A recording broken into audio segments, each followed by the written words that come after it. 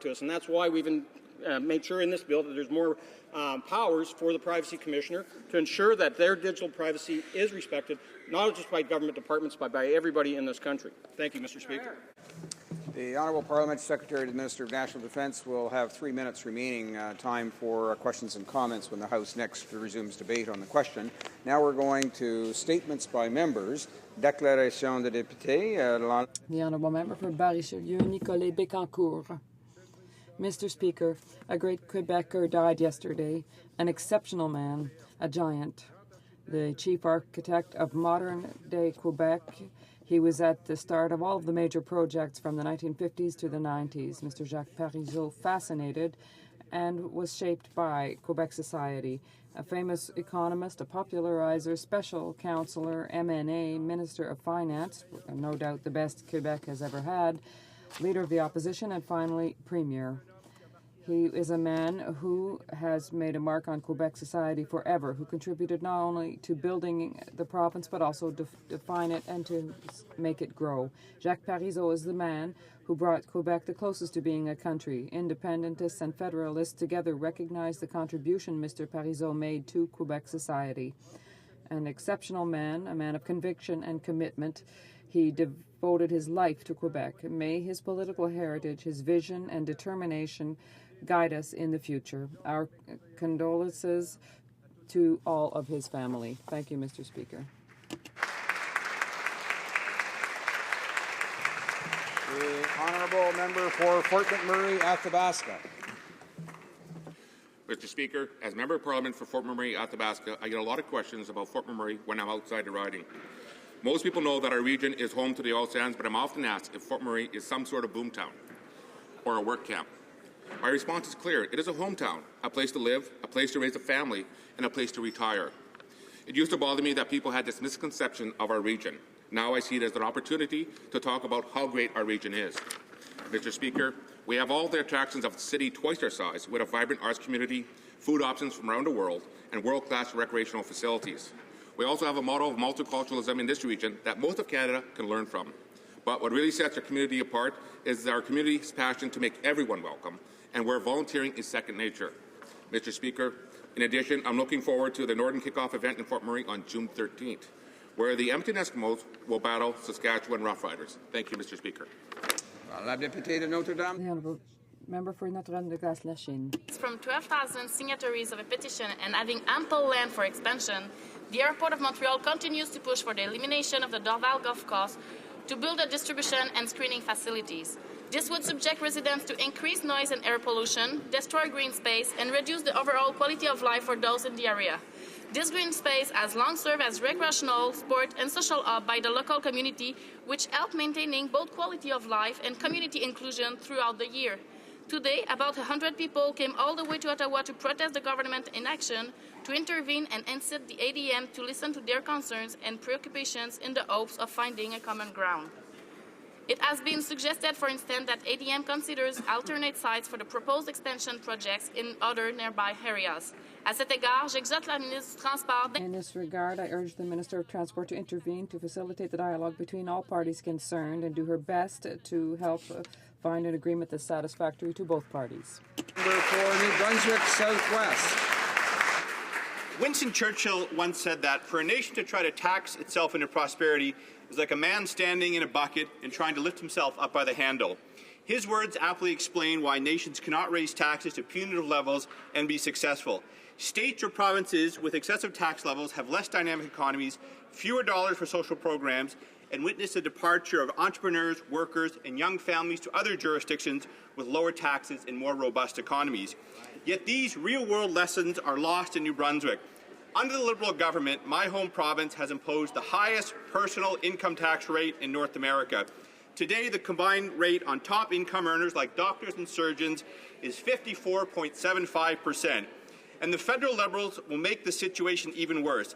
If elected, they will hike the top tax rate on personal income to an eye-popping and heart-stopping 58.75%. Unlike the Liberals, we understand high taxes hurts growth, kills jobs, and causes economies to slow or even regress. Our Conservative government will keep taxes low to keep Canada working. The Honourable Member for St. Paul's. Mr. Speaker, today's release of the Truth and Reconciliation Commission's recommendations is the culmination of a 6-year journey of healing, but that journey must not end today. We now know the truth about a dark chapter in our history. It is time for all governments, civil society, and every Canadian to commit to carrying on the important work of reconciliation going forward. As Justice Sinclair said this morning, meaningful reconciliation will require deliberate, thoughtful, and sustained action.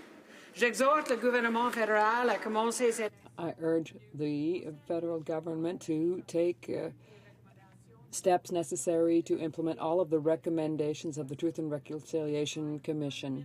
Restructure Canada's relationship with Aboriginal peoples in the spirit of respect, trust, and partnership, and rooted in the principles of the UN Declaration on the Rights of Indigenous People. As Gitxsan Chief Ray Jones said to me this morning, Shed dim ama, gau, dingu, mel, the canoe must be uprighted. The honourable member for Kootenay, Columbia. Mr. Speaker, in my riding of Kootenay, Columbia, from Nakusp to Elkford and all points in between, logging is a mainstay of the economy. The Interior Lumber Manufacturers Association is a coalition of 14 forest companies based in 13 communities in the southern interior of British Columbia. Most of these companies are small and many are family-owned. All are the cornerstones of their communities. Caring for the environment is front and center. All of their members meet or exceed existing forestry regulations. It's not just part of gaining social license, it's the way they think business should be done. It's important because they live in these communities. They are a primary source of employment in the communities they live and work in.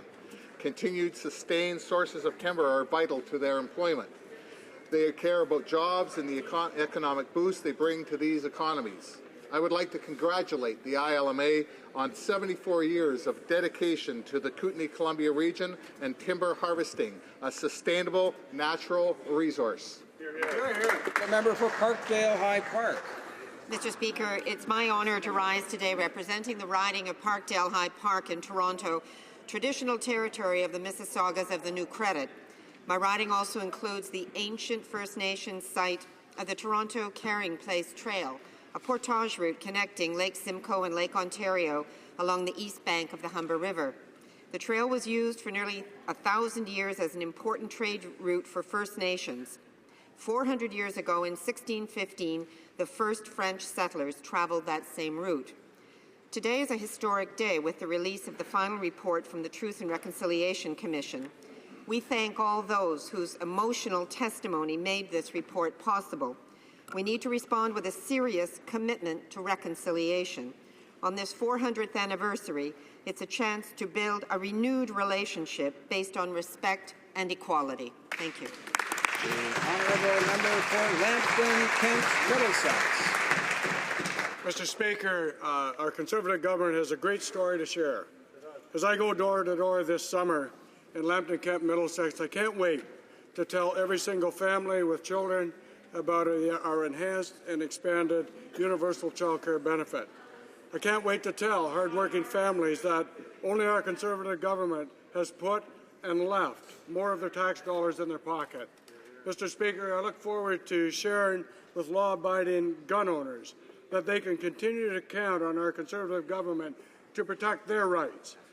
What a joy it will be to talk to small business owners and tell them that we've cut the small business tax, and inform farmers that we've increased the lifetime capital gains exemption, and to tell seniors that we doubled the tax-free savings account. Mr. Speaker, I will also have to tell 100% of my constituents that the Liberal leader, if given the chance, would turn all that good news into a horror story. Thankful, Mr. Speaker, we won't give them the chance, nor will hard-working Canadians. Honourable member for Edmonton East. Mr. Speaker, 18 years ago today, newly elected members of the Class of 97 enjoined their colleagues in Canada's two Conservative loyal opposition parties. CBC's Sasha Petrusik was alarmed that our party had supposedly been taken over by those with special interests, such as Chuck Cadman for criminal justice, the member from Calgary Southeast for taxation, and myself from Edmonton East for Canadian unity. Canadian voters did not share the CBC's concerns. Election 97 and each subsequent election saw gains. Then, as we came together as one party united in principle and policy, we became Government of Canada in 2006. Today, the 2nd of June, 8 of the class of 97 remain proud of our accomplishments together with colleagues over the past 18 years through the roller coaster of Canadian politics. Congratulations, Conservative colleagues, one and all. It's been a voyage of excellence. Our journey of great success continues today. Honourable Member for Vancouver East. Mr. Speaker, this is an excerpt from Being True to Ourselves by poet Sandy Cameron. The map we inherited isn't any good. The old roads mislead and the landscape keeps changing. People are confused and drift from place to place, clothes scorched by fire, eyes red with smoke. The old map tells us to look for gold in the city, so we go to the city and we find the garbage dump. We need a new map with new roads and a new destination. Some people fear a new map and they cling to the old one like flies to flypaper. I don't have a new map, so I write stories. The stories draw lines, dig holes, and above all, remember. And in this harsh world, draw your breath in pain to tell my story, Hamlet said to Horatio. I seem not to speak the official language, the poet Adrienne Rich said. So she created an unofficial language, the language of the heart. Mr. Speaker, it's been an honor to serve the people of Vancouver East and the NDP for the past 18 years. Thank you.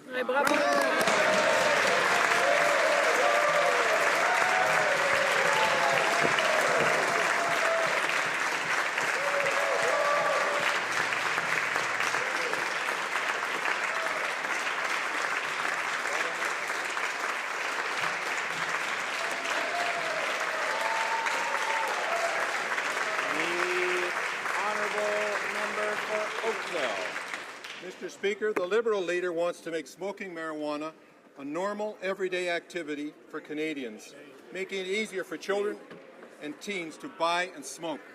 Over a quarter of our children and teens ages 11 to 15 already smoke marijuana, risking addiction, memory loss, apathy, psychosis, respiratory problems, diminished mental functions, and even death in motor vehicle accidents.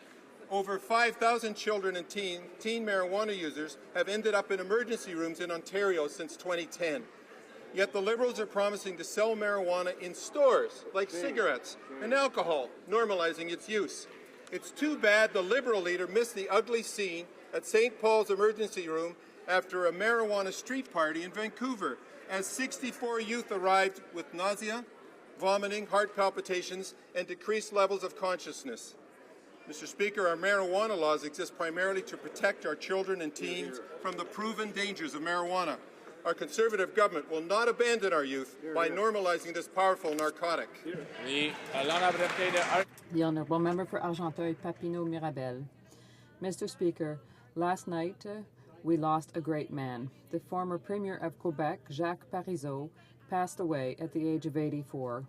It is with great sadness that we, and myself on behalf of all of the NDP, offer our most sincere condolences to Madame Lisette Lapointe, his wife, and the Mayor of Saint-Adolphe-d'Howard, as well as his family and loved ones, and all Quebecers who recognized in him a man with a rare sense of state. Among other things, Mr. Parizeau was one of the main pillars of the Quiet Revolution.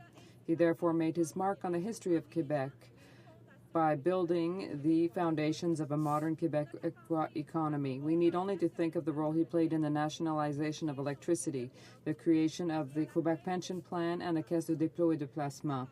We all agree Mr. Parizeau was a man of passion. He was determined, who had the common good at heart. Rest in peace, sir. The Honourable Member for Etobicoke Centre. Mr. Speaker, the Ontario Chamber of Commerce is criticizing Premier Wynn's Ontario pension plan, saying that it will, quote, harm Ontario's economy and will penalize employers and employees, unquote. The leader of the Liberal Party has pledged, and I quote, a mandatory expansion of the CPP of the type that Kathleen Wynne put forward in Ontario, unquote. Mr. Speaker, these reckless schemes hurts business, kills jobs, and hikes taxes on all Canadians. This means that for someone earning $60,000, that is an extra $1,000 in tax that they will have to pay each year. Mr. Speaker, our approach is a low-tax plan for a secure retirement. We want to keep more money in the pockets of hard-working Canadians. Thank you, Mr. Speaker. The Honourable Member for Saint-Laurent-Cartierville. Mr. Speaker, Jacques Parizeau was a formidable intellectual adversary, always ready to trot out a new substantive argument and a way of expressing things that no one else had thought of yet, but that the entire Quebecois independence movement would take up as one afterwards. We, supporters of Canadian unity, had to adapt and find a new argument, knowing that he would never fail to relaunch the argument. He always kept us on our toes, kept us in shape intellectually, and with him there was never a dull moment. Today, I cannot help but dream of what he might have accomplished in the service of Quebecers and all Canadians had he put his exceptional talents to the service of a united Canada with all of his inventiveness and the Quebecois culture that he had. But he made another choice that we respect. We in the Liberal Party of Canada offer our most sincere condolences to his family and loved ones of the former Premier of Quebec and author of The Quiet Revolution. Member for Prince Edward Hastings. Thank you, Mr. Speaker. Today, Ontario job creators have already started pushing back on Ontario Premier Kathleen Wynne's plan to introduce an Ontario pension plan. And why? Because it will harm Ontario's economy and it will penalize both employees and employers alike. Mr. Speaker, the Liberal leader now wants to introduce a federal version of this plan. Oh, no. Yes, the Liberal leader says he wants to put a plan, quote, of the type that Kathleen Wynne put forward in Ontario. End of quote. Well, that means for someone earning $60,000 a year, well, that's an extra $1,000 right out of their pocket in tax that they will have to pay each and every year. So, Mr. Speaker, we reject this plan, and Canadians across this country will never accept it. The Honourable Member for Halifax. I'd like to acknowledge we are on unceded Algonquin territory. Today, the Truth and Reconciliation Commission on Canada's Indian residential schools issued its final report.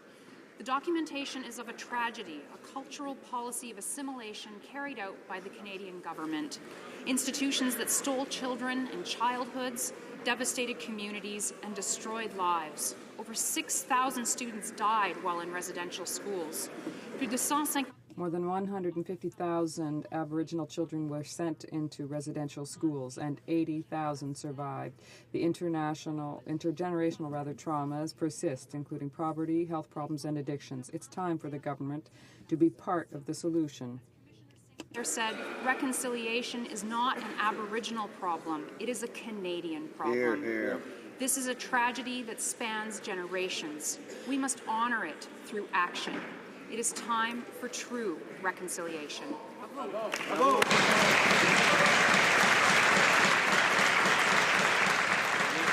Member for Niagara West Glanbrook. Mr. Speaker, here in Canada, we built a pension plan system that is world-class and based on principles all Canadians can agree on. Maximizing choice and cutting taxes for families and business owners alike rank high on that list. We refuse to introduce a mandatory increase to Canadian pension plan premiums, and we refuse to universally expand CPP contributions. We believe that Canadians are best placed to decide how to save for their retirement with voluntary options, rather than have tax hikes imposed on them.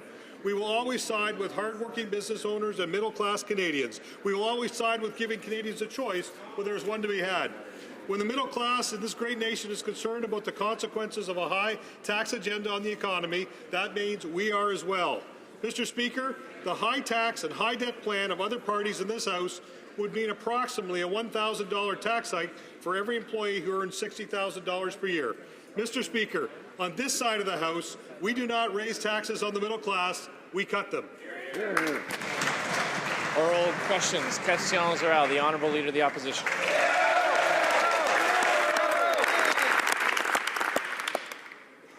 Mr. Speaker, I would like to acknowledge that we are on unceded Algonquin territory. My colleague, the Member of Parliament for Abitibi Bay, James Nunavik, EU, presented a bill to fully implement the Declaration on the Rights of Indigenous Peoples, a United Nations document that my colleague actually helped draft. The Prime Minister and all Conservatives voted against it. In light of today's report of the Truth and Reconciliation Commission, is the Prime Minister willing to vote to implement the UN Declaration on the Rights of Indigenous Peoples? The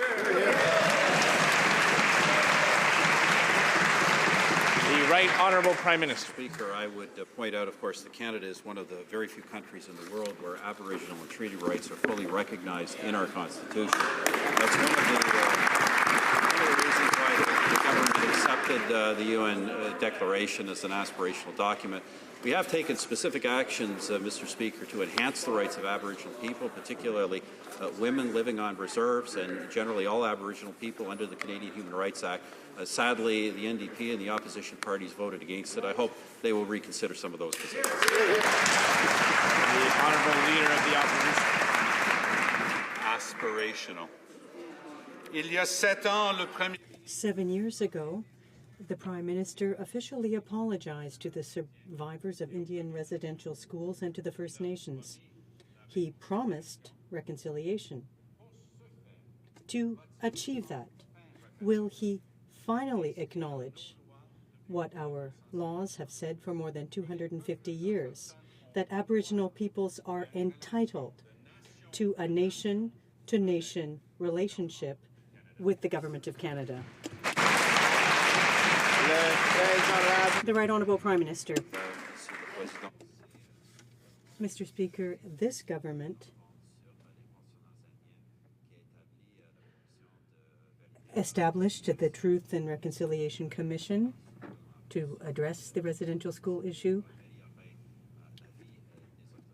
and has taken steps to improve the lives of First Nations peoples, and we plan to continue to work with these communities to improve living conditions and the lives of all Aboriginal peoples. The Honourable Leader of the Opposition. Speaker, intentions are not enough. An apology is only meaningful if it is accompanied by real action.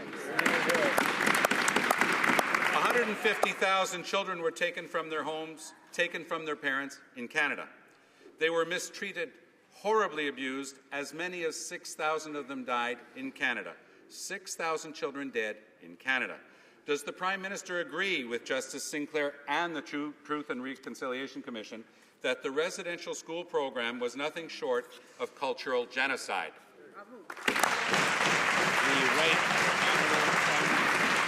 Speaker, I addressed these issues some 7 years ago in the House of Commons, where I spoke about the devastation caused by the policy of Indian residential schools, Mr. Speaker. This was a policy of forced assimilation that not only destroyed the lives of individuals, but of entire families and society, and has had long-lasting implications on entire communities in this country. That's, Mr. Speaker, why we've moved forward with the apology and why this government has taken multiple actions over the years to improve the lives of Aboriginal Canadians.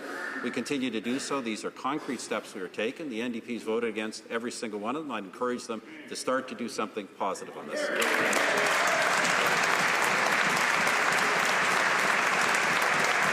Honourable Leader of the Opposition.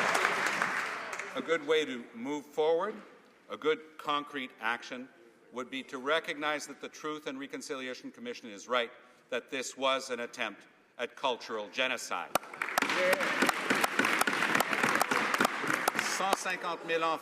150,000 children affected, 6,000 dead. Horrific physical and sexual abuse. And this has affected 7 generations of people. But today, 30% less is going to schooling for Aboriginal children than for other Canadians. Would the Prime Minister find that acceptable for his own children? Right Honourable Prime Minister. Mr. Speaker, this government has taken action on a number of files to improve the lives of Aboriginal peoples. In the most recent budget, we've put in place new funding for training First Nations for available jobs, new opportunities for economic development through the First Nations land management regime. There is vast amounts of money that are being made available for further progress and reform on First Nations education, including more post-secondary scholarships and opportunities, also some health investments, particularly in mental health, on reserves. These are concrete things. I'd encourage the NDP, rather than opposing them all, actually support some of these. Or the Honourable Leader of the Opposition. Mr. Speaker, all Canadian children deserve an equal opportunity in life. Hear, hear. This House voted unanimously to close the funding gap for First Nations schools. Why won't the Prime Minister and his government fulfill that promise?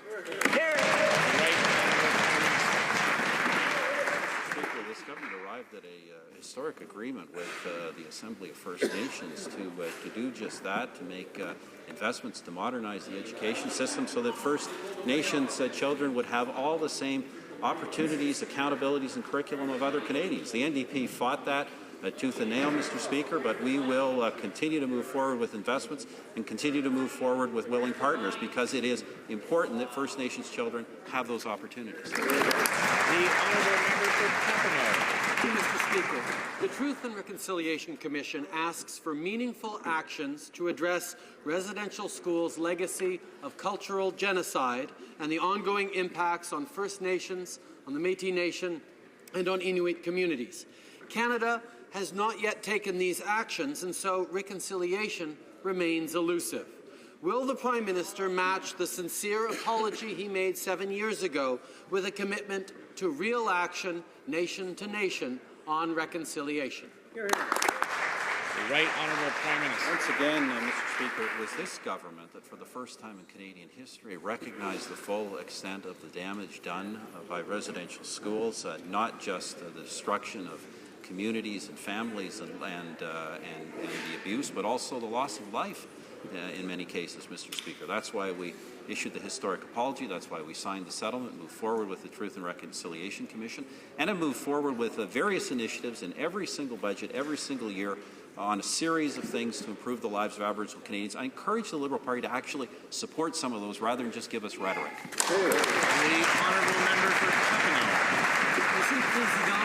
Mr. Speaker, the Truth and Reconciliation Commission clearly stated we can no longer simply talk about reconciliation. It is time to act.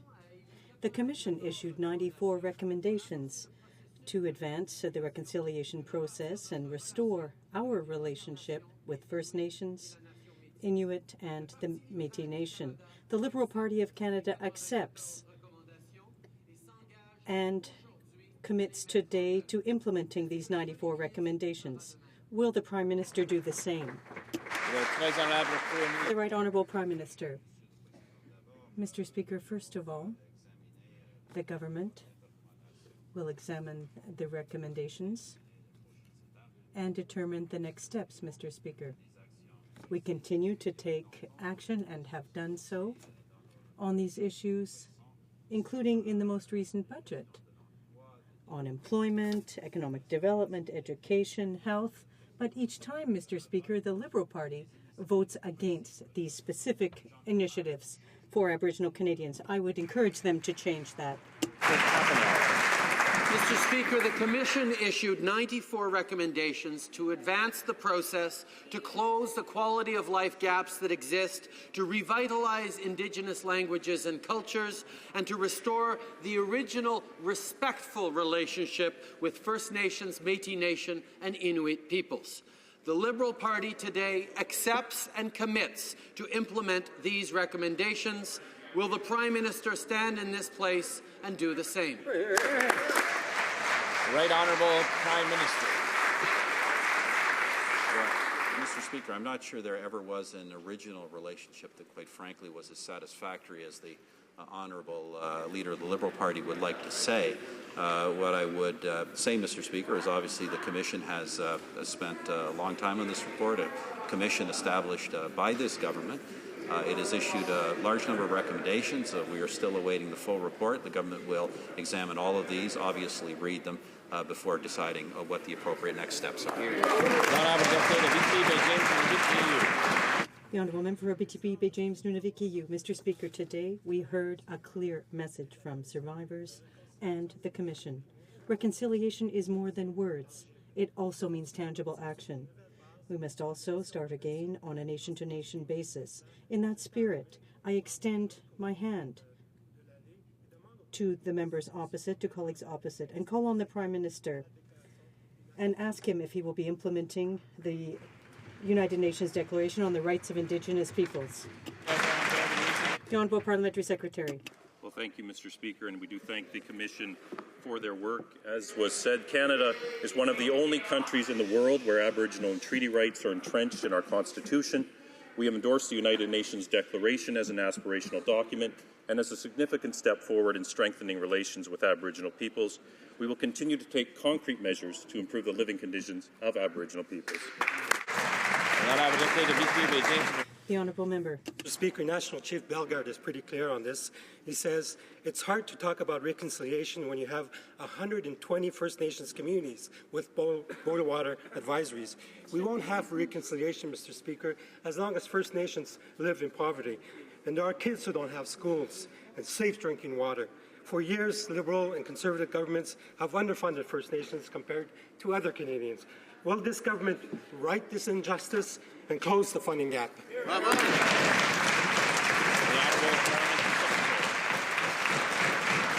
Mr. Speaker, our government remains committed to a fair and lasting resolution to the legacy of Indian residential schools. As acknowledged in the Prime Minister's historic apology on behalf of all Canadians in 2008, there is no place in Canada for the attitudes that inspired the Indian residential school system to ever prevail again.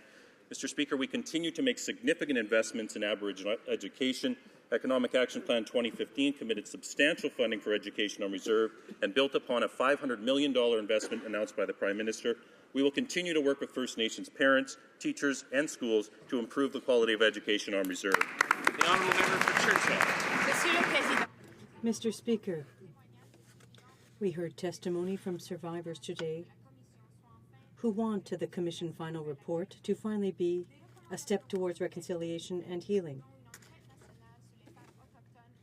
Concrete recommendations were made, including comments on an inquiry into the missing and murdered Indigenous women. Will the Prime Minister show leadership and set up a national inquiry and investigation into this matter? Mr. Speaker, these are terrible crimes against innocent people. The RCMP has in itself said in its own study that the vast majority of these cases are addressed and are solved through police investigations.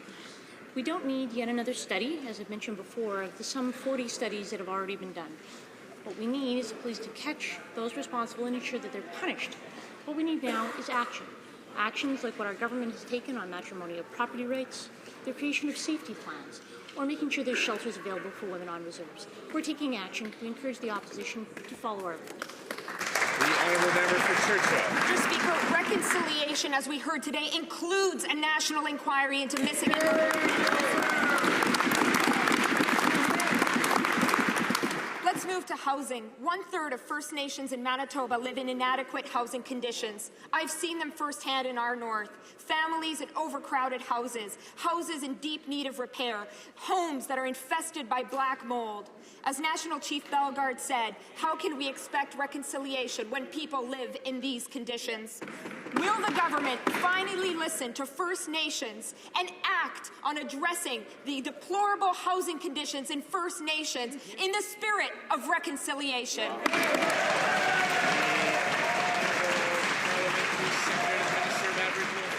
Well, thank you, Mr. Speaker. Our government has taken concrete steps to support First Nations in providing safe housing. Since 2006, our government's investments for on-reserve housing have resulted in the construction of close to 12,000 new homes and renovations of nearly 22,000 existing homes in First Nations communities. While we continue to work in collaboration to improve the First Nations' quality of life and infrastructure on reserve, the opposition has voted against all of our Aboriginal housing investments, all of our infrastructure investments on reserve, everything that we've done to improve lives of people living on First Nations reserve. The Honourable Member for Nanaimo-Cowichan. Mr. Speaker, the Truth and Reconciliation Commission has called on the government to implement the United Nations Declaration on the Rights of Indigenous Peoples. Justice Murray Sinclair has described it as, quote, the starting point for reconciliation. But this Conservative government has steadfastly refused to implement the declaration, voting against our bill, and has spent hundreds of millions of dollars fighting Aboriginal rights in courts. Will this government listen to the Commission, and will they finally implement the United Nations Declaration? Thank you very much, Mr. Speaker. As has already been said, Canada is one of the only countries in the world where Aboriginal rights are protected under our Constitution. We have endorsed the United Nations Declaration on the Rights of Indigenous Peoples as an aspirational document in strengthening the relationship between Aboriginal Canadians and the government, and we will continue to take concrete measures. And we'd ask that the opposition would support our concrete measures to bring things like the same rights for women living on reserve, to bring the same water and wastewater standards that other Canadians expect, and the Canadian Human Rights Act on reserve, Mr. Speaker. All of these things that we have done, they have opposed. They should get on board. The honourable member for Golden Manitoulin, Kapuskasing. For too long, First Nations waited for redress for the injustices they suffered at Canada's residential schools. Students were forced to live in inhumane conditions, and many experienced abuse. Tragically, thousands never returned home. Today, survivors face social, psychological, and health barriers to overcoming the trauma. Yet too many First Nation communities don't have access to quality health care. Will the government finally close the gaps in First Nations health outcomes and guarantee that survivors can access the medical care they require and so desperately need? The Honourable Minister of Health. Mr. Speaker, our government is very proud of the relationship that Health Canada has with First Nations, providing over $2.5 billion a year in health care in First Nations. And, Mr. Speaker, in fact, we support $200 million worth of mental health services on reserve, and I'm very proud to see in this latest budget we have a new investment of mental health task crisis teams that can go on to First Nations to support them at crisis times. The honourable member from Monsieur le Président. Mr. Speaker, we must put an end to the sad legacy of residential schools. Too many children were victims of heinous abuse. More than 6,000 of them did not survive. Survivors today are still suffering the effects of a stolen childhood.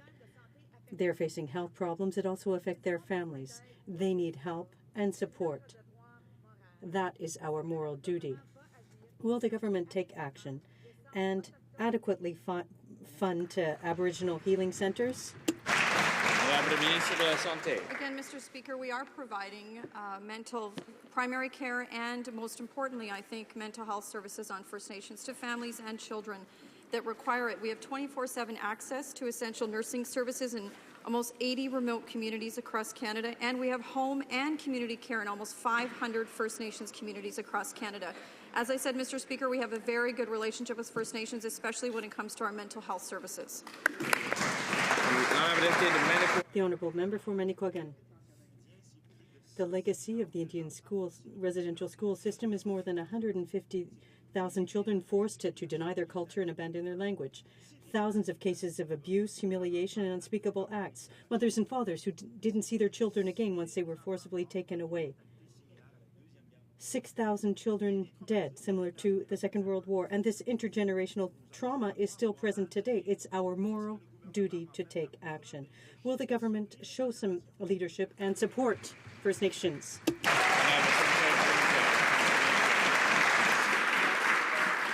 Mr. Speaker, we certainly thank the residential school survivors for their strength and courage in sharing their story with the Commission and with all Canadians. Our government remains committed to a fair and lasting resolution to the legacy of Indian residential schools. As acknowledged in the Prime Minister's historic apology on behalf of all Canadians in 2008, there is no place in Canada for the attitudes that inspired the Indian residential school system to ever prevail again. Our government will continue to move forward in a spirit of reconciliation and take concrete measures to improve the living conditions of Aboriginal people. Honourable Member for Timmins, James Bay. Speaker, this House apologized to the generation of the residential school survivors, but who will make it right for this generation? We have schools that are crippled by the 2% funding cap, children scooped from their families into a broken child welfare system, a minister that refuses to provide support to fight youth suicide and then blames their parents. Children have only one childhood. It is a resource too precious to be squandered. This government broke its commitment to close the education funding gap. In the spirit of reconciliation, will they address the education crisis today and make it right for this generation of Indigenous children?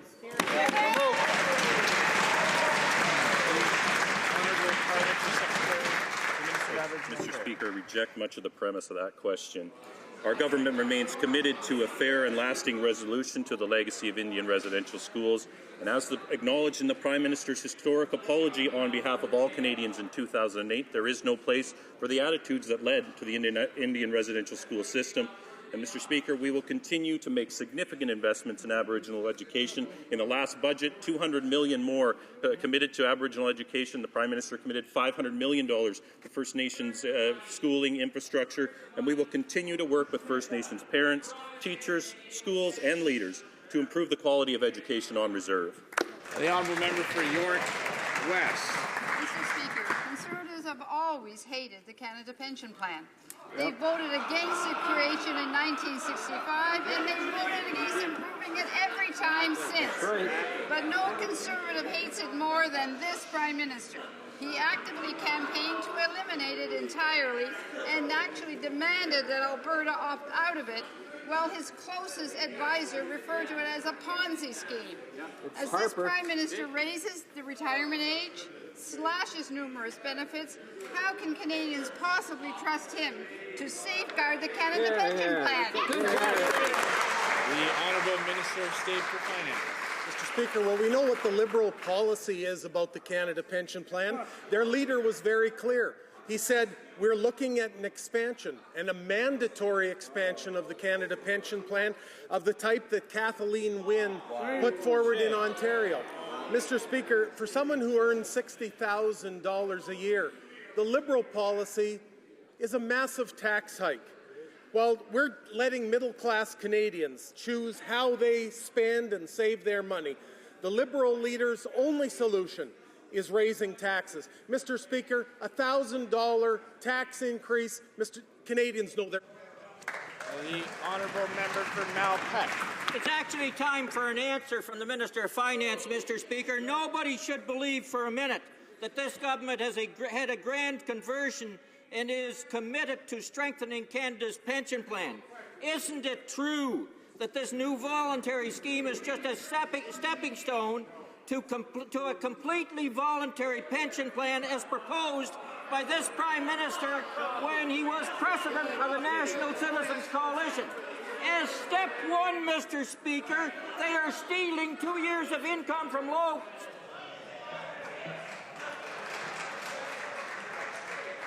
Order. Members need to come to order when the member from Malpeque is asking the question. I see the Minister of State for Finance is rising to answer.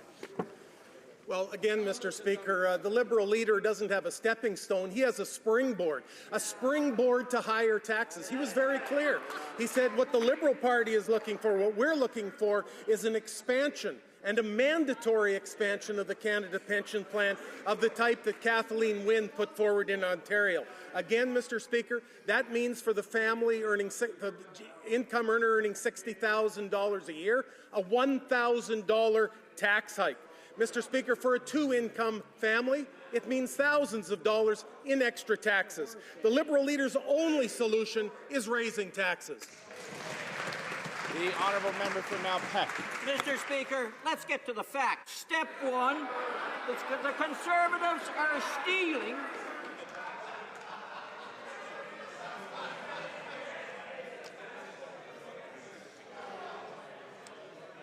Order. The honourable member for Malpeque.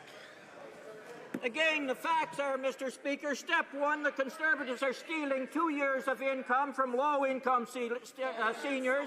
Now, step two, they want to make Canada Pension Plan just optional. All we need to do is look at what's the so-called Prime Minister's firewall letter where he stated, quote, withdraw from Canada Pension Plan.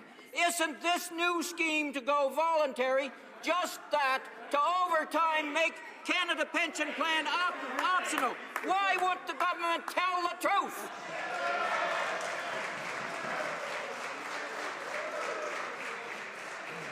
The Honourable Minister of State for Finance. Mr. Speaker, the honourable member talks about step one, step two. We know the Liberal leader's step one is a tax increase. His step two is getting rid of the universal child care benefit. Mr. Speaker, he was clear.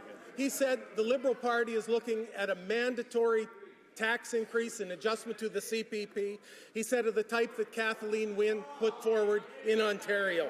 We know, Mr. Speaker, again, for someone earning $60,000, that step is a high step towards higher yet taxes. It's a step Canadians cannot afford. The honourable member for St. John's East. Mr. Speaker, the minister has named the members of his new procurement body, but he hasn't said why he's setting up yet another layer of bureaucracy to help distance himself from the responsibility for his government's repeated failures on military procurement. We've had a decade of conservative mismanagement, and our military is contending with delayed, over-budget and underperforming equipment. What Canadians want to see from this minister is some accountability for these failures, not more ways to divvy up responsibility.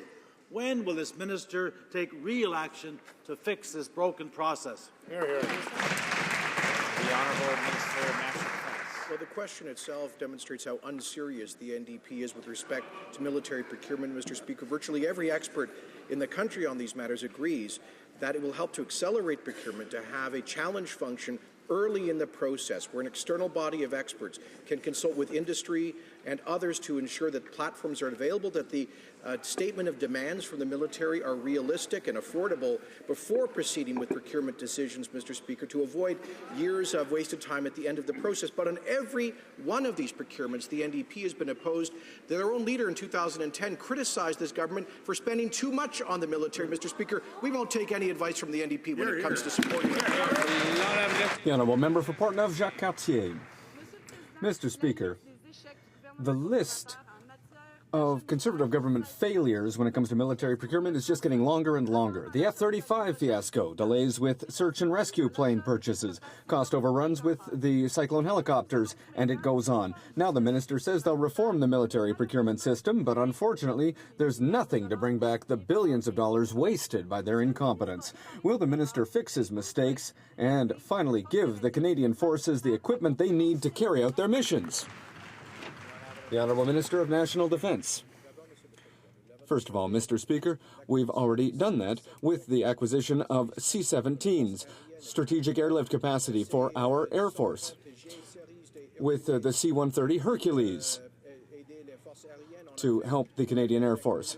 We've done it with new artillery, with new LAVs, with all kinds of new equipment, Mr. Speaker, and all military procurement experts agree that we need to have a panel of experts at the beginning of the process to reduce delays in procurement. But the NDP, Mr. Speaker, has been against all the new equipment for our Canadian Armed Forces.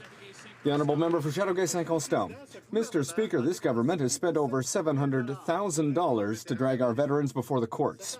That money should have been spent somewhere else. It should have been spent on services for veterans and their families. The stay of the Equitas case until after the election is good news, but veterans simply shouldn't have had to be fighting the government in court in the first place. Can the government guarantee that it will respect its social, moral, and legal obligation to Canadian veterans? Thank you, Mr. Speaker, and I'd like to thank the member for that question. I agree the litigation process can be adversarial.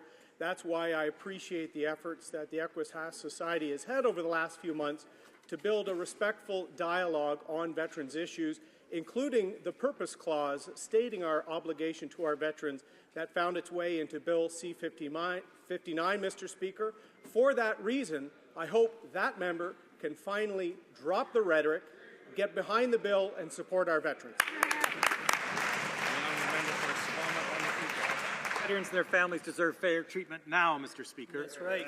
Just like LGBT members of the Canadian Forces deserved better than the discriminatory treatment they faced in the past. Treatment that saw hundreds hunted down and driven out of the Canadian Forces. Will the Defence Minister help right this historic injustice by issuing an official apology and by ensuring that those who were discharged solely on the basis of their sexual orientation or gender identity have their records revised to reflect their honourable service on behalf of all Canadians? Mr.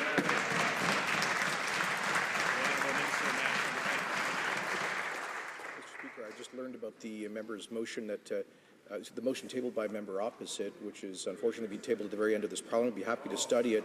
Of course, Mr. Speaker, the Canadian Armed Forces are one of the most diverse in the world and have included gay and lesbian Canadians in the Canadian Armed Forces for well over 2 decades. The honourable member for Nipissing-Timiskaming.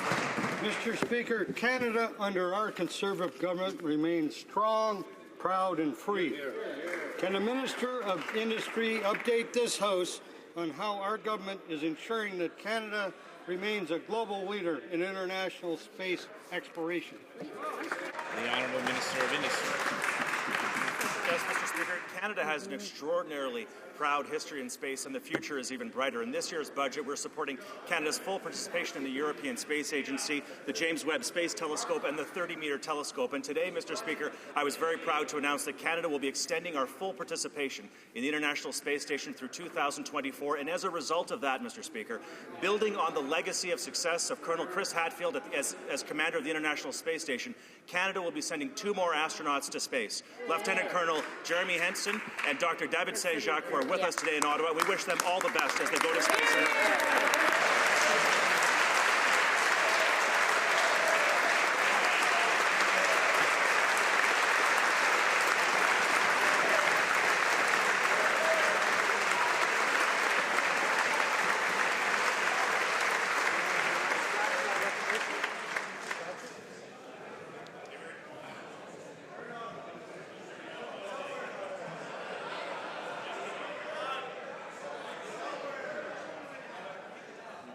Members will do well to remember that it's for the Speaker to introduce guests, not for individual MPs. The Honourable Member for Beaches East York.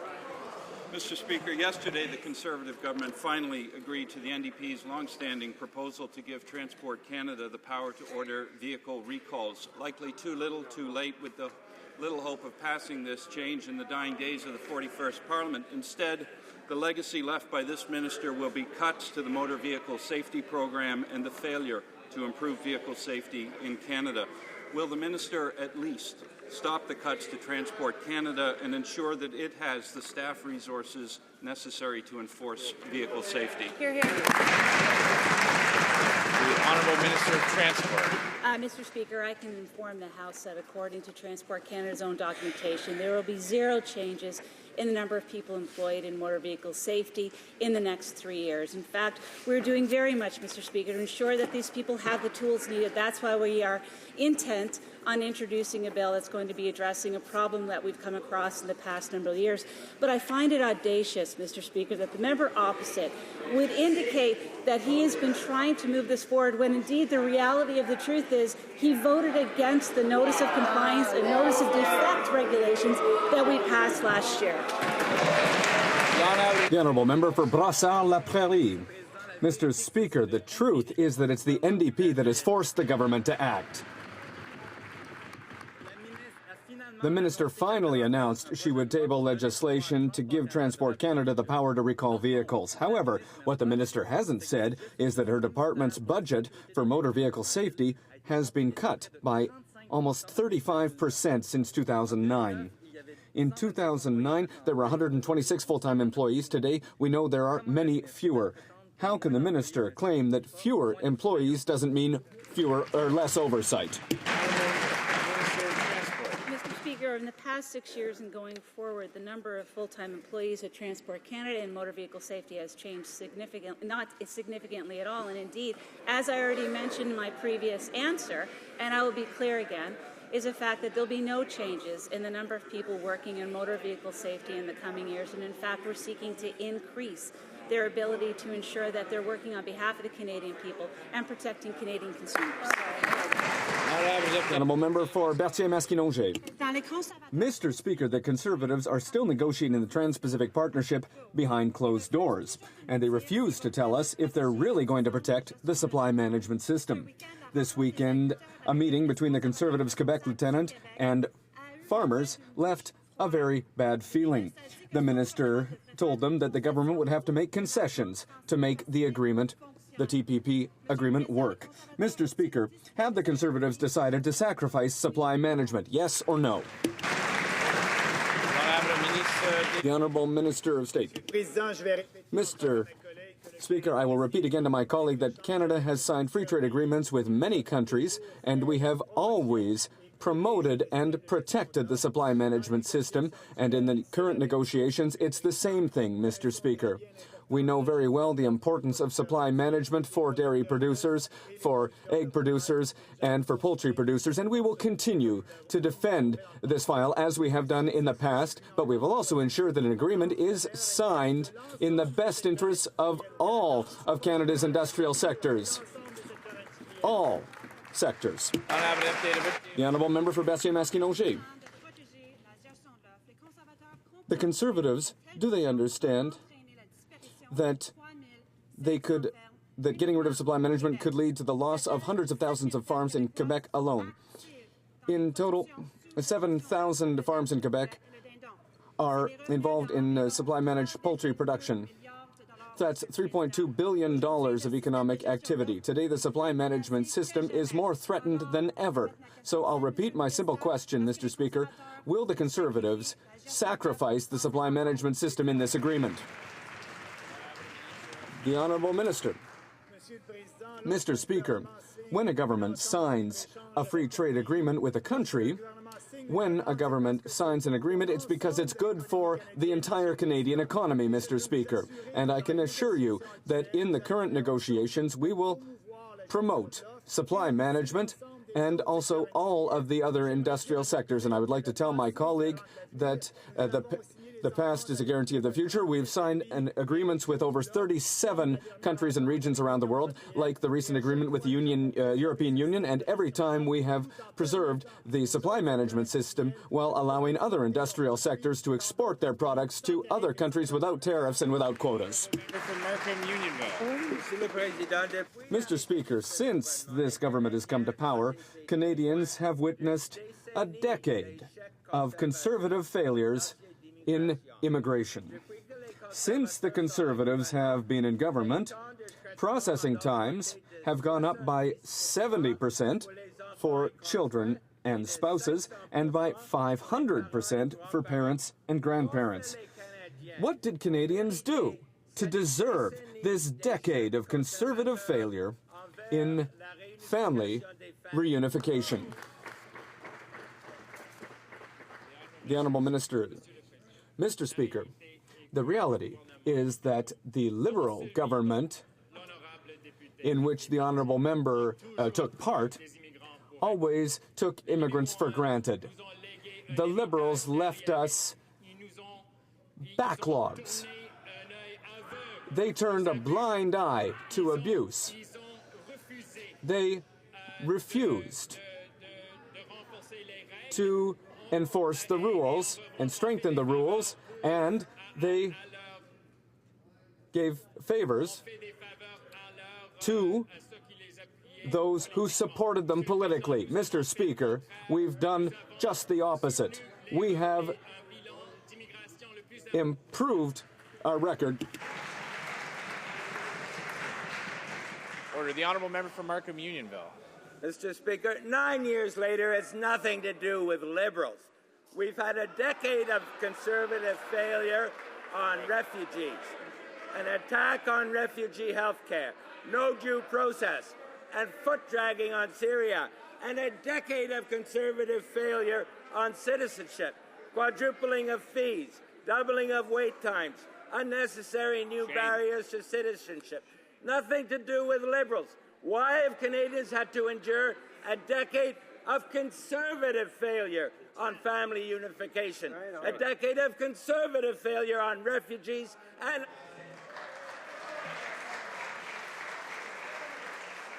the Honourable Minister. Mr. Speaker, that member has been living in a parallel universe, obviously. The truth is that Liberal governments always took immigrants in this country for granted, including the government of which that member was a part. Mr. Speaker, the Liberals left us backlogs. They turned a blind eye to abuse. And when crisis came, Mr. Speaker, they did favours only to their political friends. We on this side have taken action, Mr. Speaker. We've sustained the highest levels of immigration in Canadian history. We have brought more parents and grandparents to this country, Mr. Speaker, than any government before in Canadian history. We will take no lessons from that member, Mr. Speaker. The Honourable Member for Notre-Dame-de-Grâce-la-Chine. Mr. Speaker, a petition launched by residents of Dorval and signed by over 12,000 citizens is calling on the Minister of Transport to intervene and save the Dorval Municipal Golf Course. This important local green space will be lost if the airport doesn't choose another place to expand. A delegation of over 90 residents and local officials are here today in Ottawa, hoping to sway the minister. What will the minister do to help the people of Dorval who are here today? The Honourable Minister of Transport. Mr. Speaker, I appreciate the question from the honourable member because it gives us the opportunity to point out that the Airport of Montreal is actually an arm's length agency that is in charge under lease to deal with the development and the planning of the airport. It is their decision and it is they who the residents should be speaking with. The honourable member for Ottawa Centre. Mr. Speaker, while the international community is taking meaningful steps towards a world free from the threat of nuclear weapons, Canada is sitting on the sidelines. Just last week, the Conservatives played a spoiler role by blocking consensus at the Nuclear Non-Proliferation Treaty talks in New York. The Conservatives have also refused to join more than 100 countries in signing an international agreement recognizing the terrible consequences of nuclear weapons. Why isn't this government working with our allies constructively to free the world from nuclear weapons?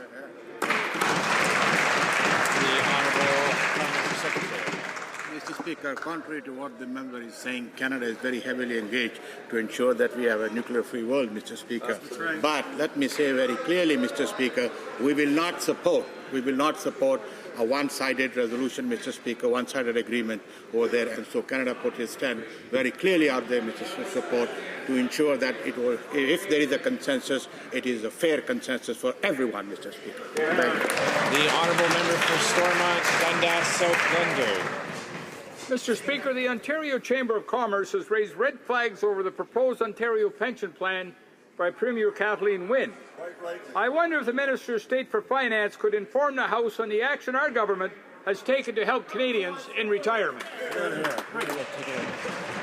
The Honourable Minister of State for Finance. Mr. Speaker, I thank the member from Stormont, Dundas, South Glengarry for a great question. While we're helping middle-class Canadians choose how they spend and save their money, the opposition's only solution is raising taxes.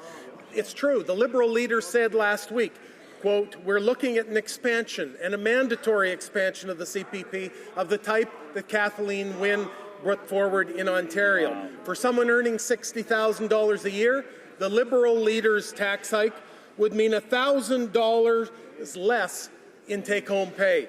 A middle-class family with two incomes would pay thousands of dollars extra in taxes. Mr. Speaker, Canadians know they're better off with this Conservative government." The honourable member for Halifax West. Mr. Speaker, Wally Fowler has been diagnosed with post-traumatic stress disorder as a result of racial discrimination and harassment he experienced while serving in the Canadian Armed Forces.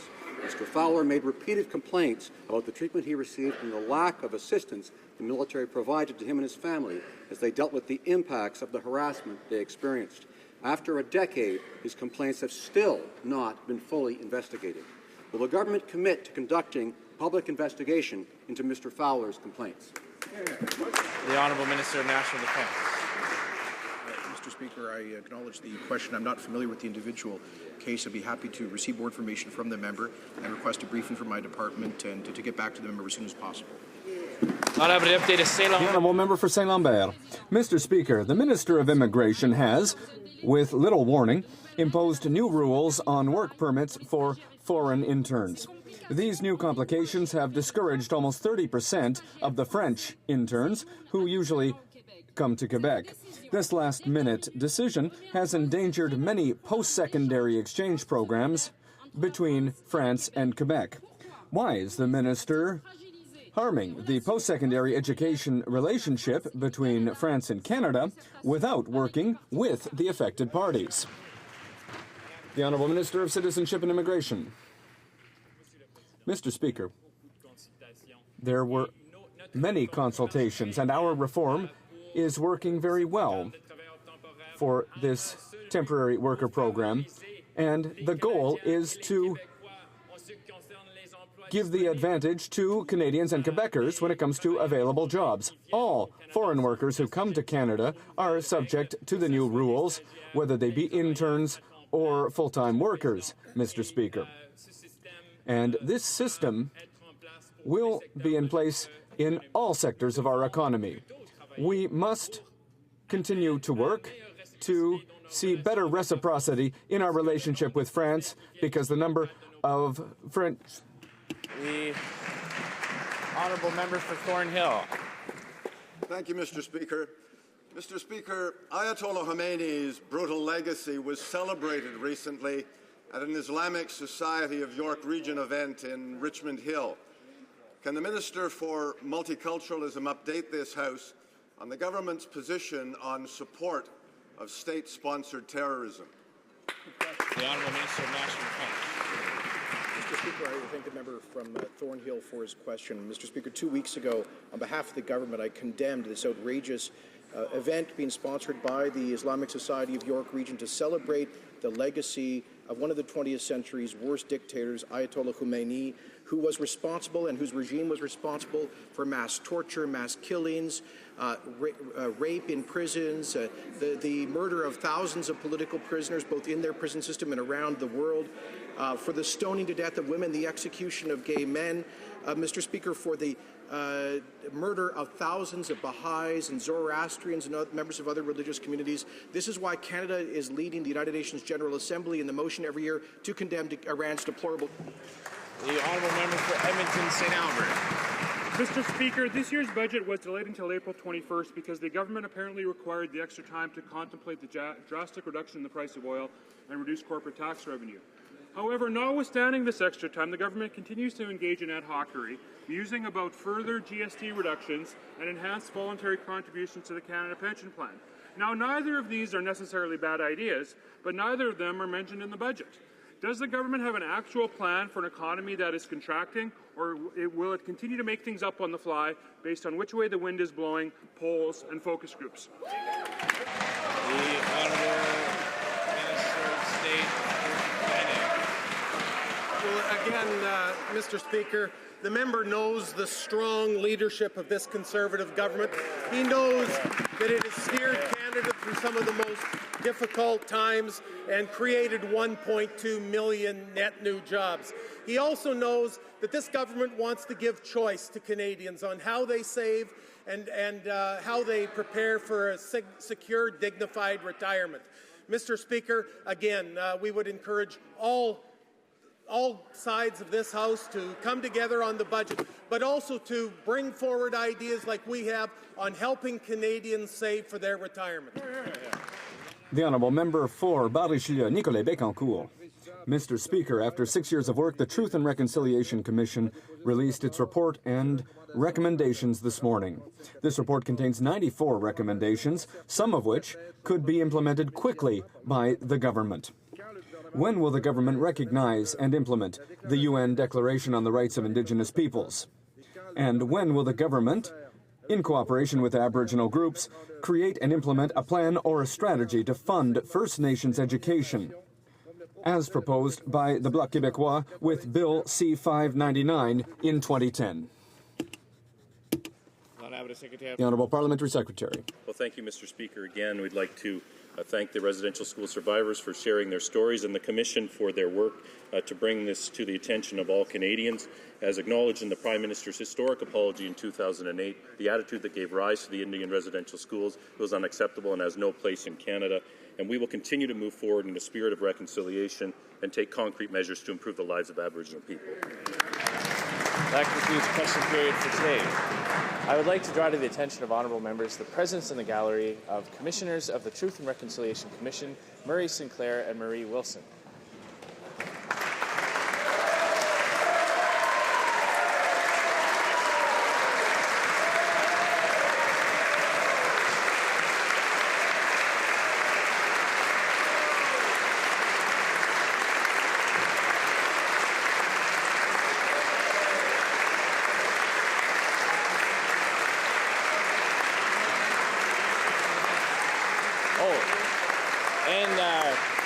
And Wilton Littlechild is there as well.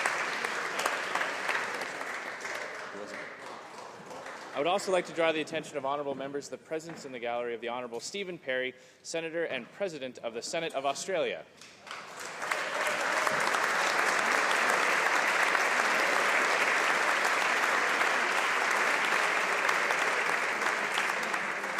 And I would also like to draw the attention of the honourable members to the presence in the gallery of His Excellence Oluuma Bernard Aliu, President of the International Civil Aviation Organization, and His Excellency Raymond Benjamin, Secretary General of the International Civil Aviation Organization.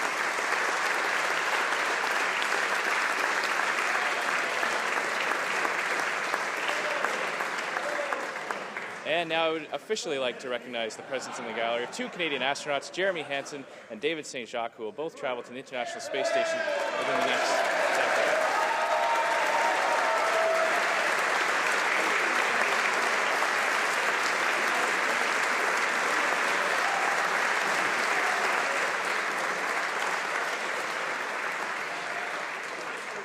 Orders of the day, ordre du jour. Government orders, government bills, Senate, resuming debate at report stage of Bill S4, Digital Privacy Act.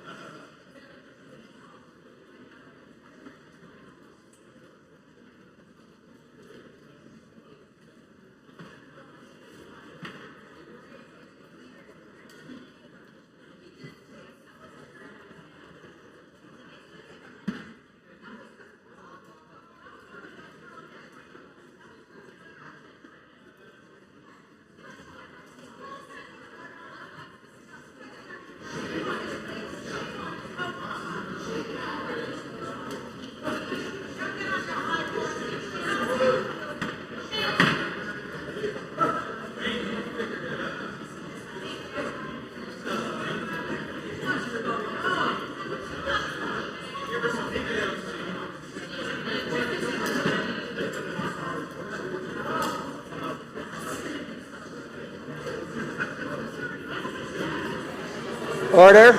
À l'ordre. Resuming debate. Reprise de débat. The honourable member for Trinity Spadina. He's not paying any attention to me.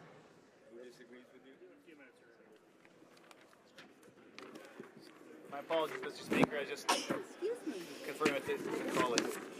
Before I begin my remarks, I would like to pay my respects to members of the House who rose today and shared personal experiences regarding the Truth and Reconciliation Commission, which reported today. And I think that many of their words were heartfelt and were received that way. This House has work to do, and I commit on behalf of my residents to share in that journey and to share in that work. It is important work that lies in front of us, and not all of us will get a chance to speak to it today. I just wanted to be on the record with those comments. Regarding the legislation that sits in front of us, this is yet another piece of legislation which toys with privacy and toys